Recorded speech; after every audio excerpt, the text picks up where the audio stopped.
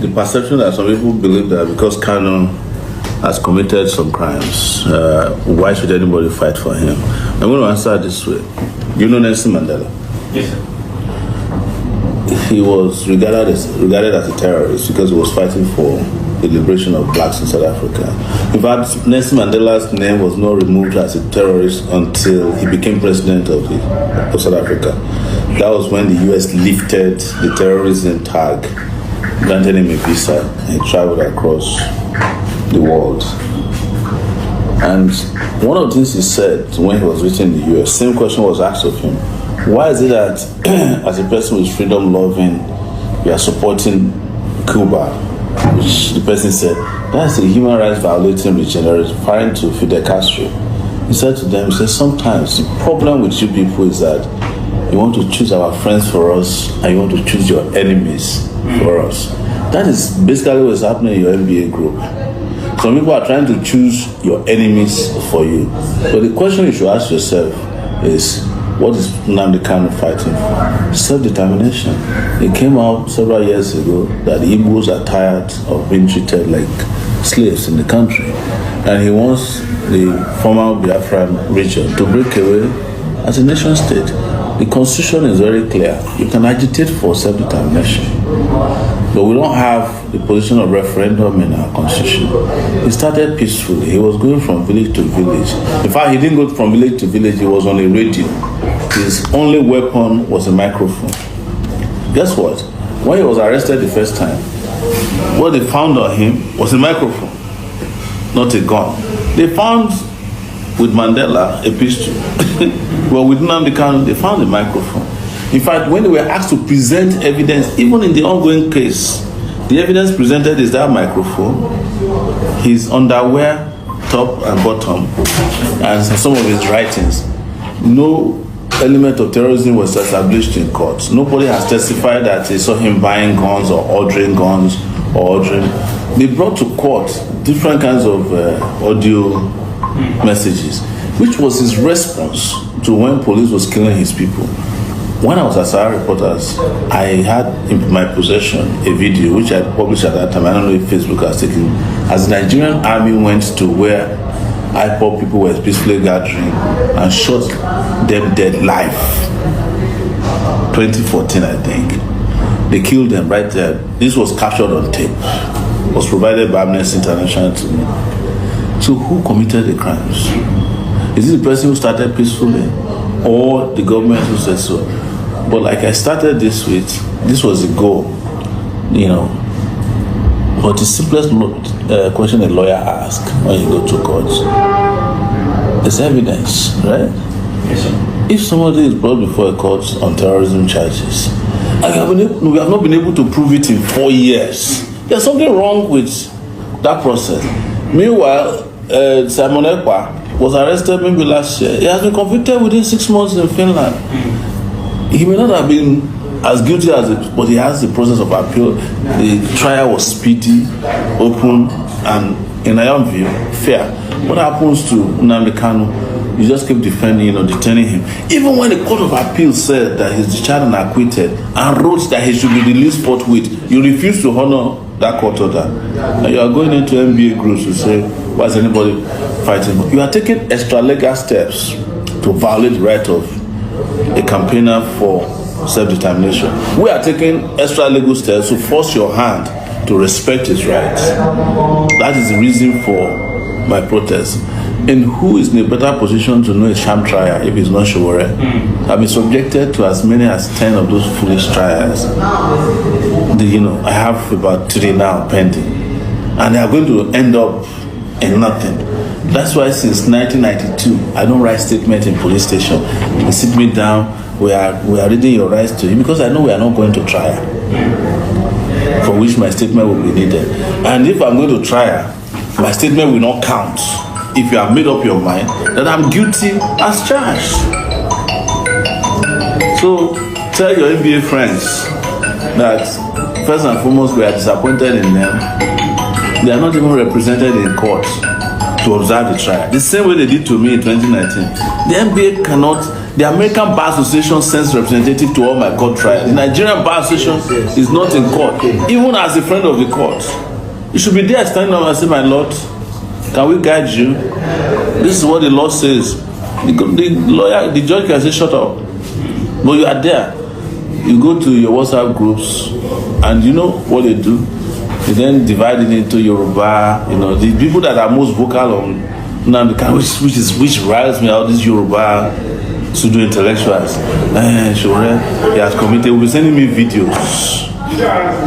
And I tell them, I say, if you are tired of Nigeria, if Tinubu was tired of Nigeria 20 years ago and he granted an interview that Nigeria should disintegrate, why should you stop others who understand the same right?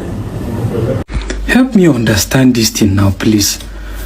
How is it that somebody that was alleged to be inciting violence is charged with terrorism and has been in DSS custody for years now, not caught with a weapon?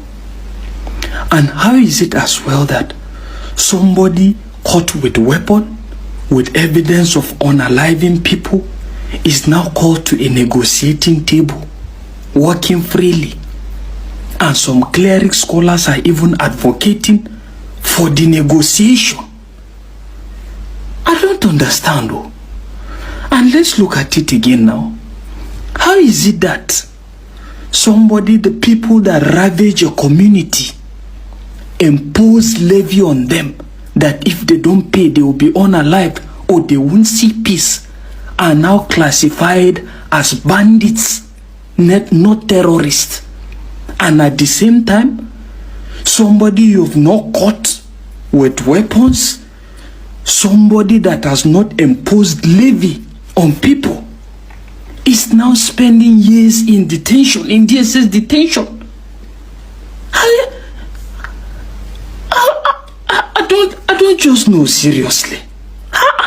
The continued detention of Nnamdi Kanu within the DSS premises of the Nigerian government is a money-making scheme for the DSS. You can quote me anywhere, anything. For every court appearance that Nnamdi Kanu comes out for, the DSS makes as much as 500 million naira. Yes. You are hearing that from somebody who has been in that same position where Nnamdi Kanu has been.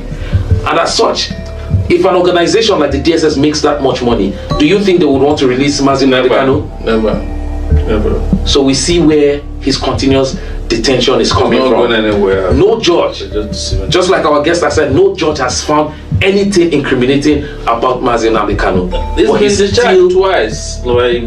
He's been discharged twice. Even if Supreme Court said it, that it was Nigerian government that violated his bail by invading his compound, that he didn't jump bail. That was what the Supreme Court rules. In the previous court proceeding, Nnamdi Kanu promised that he is going to defeat the federal government in the same court, that they don't have anything against him, that previously they charged him with treasonable felony, and he asked, where is the treason now?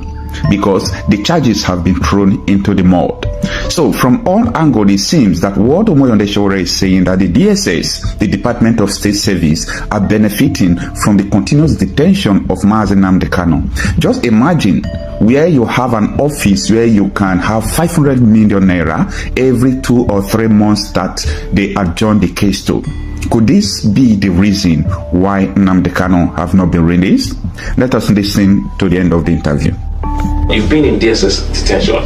Another Nigerian who has been very vocal like you was also been in DSS detention and who has solicited so much attention from Nigerians. It's Nnamdi Kanu. Yes. I'm sure you might have had interactions with him. Sorry if I call him Nnamdi Kanu. Yes. That is a title that his followers have bestowed upon him, Nnamdi Kanu, MNK. And this is a man that has passionate followership. He has passionate, loyal followership from a certain region of Nigeria and all over the world. From your experience with him and all that, what do you think? Is there, his followers would be watching and they want to know, do you think in any nearest future Nnamdi Kanu will be released, or you think that the Nigerian government will continue to play their hanky-panky game to keep him in detention? what should his followers expect from the Nigerian government? You see, nobody can hold him down. It's just a matter of time. They will have to leave him and leave him forever.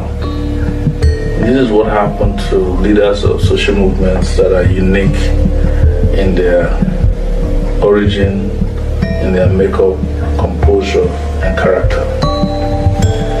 They will come, the state will go after them, but they'll become stronger as much. The more oppression they get, the stronger they become, the more passionate followers they command. So what Nigerian state is trying to do is to see if they can break him. But unfortunately, he has passed that stage. He can't be broken anymore. Even if he breaks at this point, he has created an unbreakable message. So the best you can do is to find accommodation with him. And you saw what he did in court last time. It shows that he's still very much cognitively aware of his role in history. It's the same thing I told them before they arrested me in 2019, that there's no judge that has ever tried history and succeeded. We are people of history. And that's what came to pass.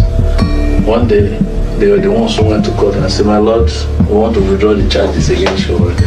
But I told them from day one, I told the judge, I said, "This is rubbish, madam." I said, "Read the judgment, read the charges." I said, when they finished reading, I said, "I don't understand." But my lawyer said, "I should plead not guilty." The judge was riled. I'm looking at her, she was a very pesky judge like that. I'm looking at her, I said, "Look at this one." What's the judge's name? Let's call him. Ijeoma. Yeah. Eventually, she was transferred out of Abuja. She wasn't happy because she felt she was used. But I don't hold any grudge against her. That is her historical role in what I came to do.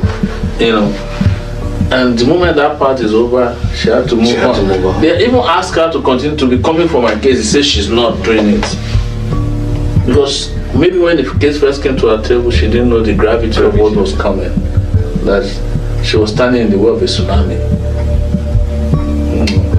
And when she realized what it was, she had to just step aside. And that's what happened. So categorically, the judiciary is being held to hold Nnamdi Kanu. Oh, absolutely. There's all those pronouncements you are seeing in the court system it has nothing to do with the judge. See, what it is that they write these things for the judges is what we want you to say today over this Kanu's matter. Because basically, even other justices in the Nigerian system, including the Supreme Court, practically declare that Nnamdi's case doesn't exist. There's no case against him. Even if they try him for 10 years, they cannot present any evidence. But what they will do is that they will never go to evidence. They'll just be adjourning, come today, come tomorrow, you file this, it's okay. Because all they need to do to waste your time in Nigeria, they adjourn 3 times a year. The judges, they go on vacation from December till around February. Then in February, when they call your case, they push it to April, June. In June, they go for vacation for 2 months. So your case will not come back on September. By September, they are in December. That's what they do. So they continue detention. In my case, for instance, we were in court for 5 years. They presented only 1 witness. In 5 years? In 5 years. The state of Nigeria presented just one DSS guy who said he saw me at Ikeja, that I said there was going to be a protest. That's the only witness. For Nnamdi Kanu, they have not presented any. There's nobody that I'm aware of. And I go to court on his behalf every day, but they will never allow me to enter the court. They're always waiting for me. I still went to court before the last hearing, and I was struggling with the DSS people outside there. I have footage of it. They collected my phone, I collected it back. It was a scuffle. It was a scuffle in front of the court, because I told them, I said, if it's not that Nigeria is useless, how can DSS come in front of the Federal High Court? Some of them don't even have YX certificate. To now be marking the name of lawyers. I told the lawyer, your MBA in Nigeria is useless. How can DSS be telling which lawyer can enter Federal High Court and which lawyer? And I told the DSS guy when they came and were returning my phone to me, I said, why are you wasting your time bringing Kanu to the court here? Just use one of your conference rooms, find a kangaroo judge, Go and sentence him there. Why are you doing all this drama? But the reason they bring Kanu to court is they make a lot of money from bringing him to court. They spend an average of 500 million naira per bringing him to court. So, yes. Who makes that money? It's the DSS. Yes. The DSS budget is not scrutinized like everything. It's just spent. It's like security votes. So they just say, we are taking Kanu to court. So we brought this number of We need this number. We block everywhere. All our security agents are there. Blah blah blah. It's all the scam. So all those paparazzi you are saying. This is the kind of revelations that we bring forth when we have our amazing interviews on IC Magazine. The continued detention of Mazen Nnamdi Kanu within the DSS premises of the Nigerian government is a money-making scheme for the DSS. You can quote me anywhere, anything. For every court appearance that Mazen Nnamdi Kanu comes out for, the DSS makes as much as 500 million naira. Yes. You are hearing that from somebody who has been in that same position where Mazen Nnamdi Kanu has been. And as such, if an organization like the DSS makes that much money, do you think they would want to release Mazen Nnamdi Kanu? Never. So we see where his continuous detention is coming not from. Going anywhere. No judge, just like our guest has said, no judge has found anything incriminating about Mazen Nnamdi Kanu. He's been discharged twice. He's been discharged twice. Even if Supreme Court said it, that it was Nigerian government that violated his bail by invading his compound, that he didn't jump bail. That was what the Supreme Court rules. But in their own usual confusion and rigmarole, they said, well, let him still go back and answer the rest of the charges. So what the judge would have done is to reinstate his bail, since it was the army that went to get his bail.